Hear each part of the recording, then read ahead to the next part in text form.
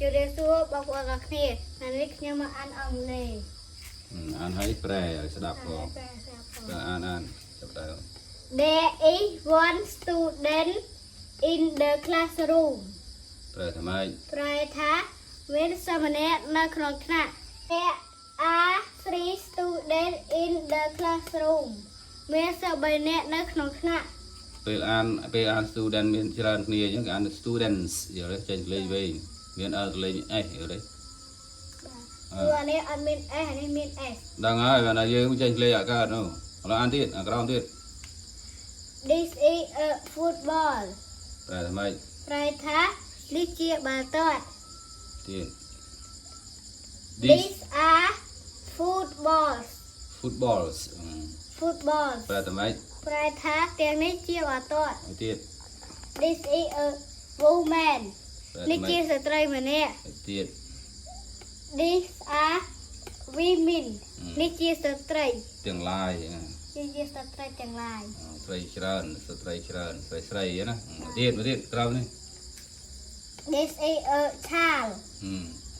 ប្រែថាម៉េច ប្រែថានេះជាក្មេងៗ នេះជាក្មេងម្នាក់នេះសើឆាហើយវិជ្ជាអាក្រោមទៀត These are children ទាំងនេះជាក្មេងៗ ទាំងនេះជាក្មេងៗ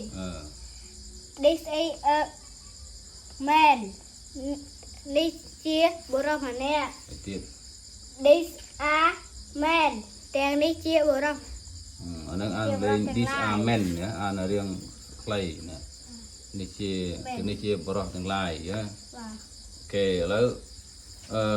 ក្នុងមេរៀននេះក៏នៅឃើញមានចំណុចខុសគ្នាណានៅកន្លែងពាក្យដែលដូរឥឡូវ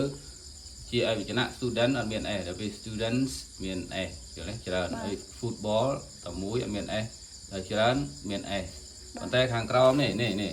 this child ក្មេងម្នាក់ដល់ពេលទៅជាច្រើននេះវាអត់ថែម s នៅលើ child ទេវាដូរទៅជា children យល់ទេ បាទ ច្រើនគ្នាហើយបរិសុទ្ធច្រើនដូចគ្នាដែរ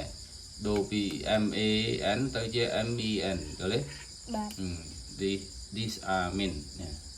These are men ទៀតហើយមួយទៀតនេះពាក្យនេះ woman these woman ស្ត្រីម្នាក់ទៅជា these are women នេះទៅនេះ បាទ វាខុសគ្នានៅដូររៀងដូរវា ពី W ទីច្រើន ដូរពី W O M A N ទៅជា W O M E N យល់ទេអូខេឥឡូវបានណាយើងចាត់ទុកថាល្អអញ្ចឹងយើងធ្វើមកទៀត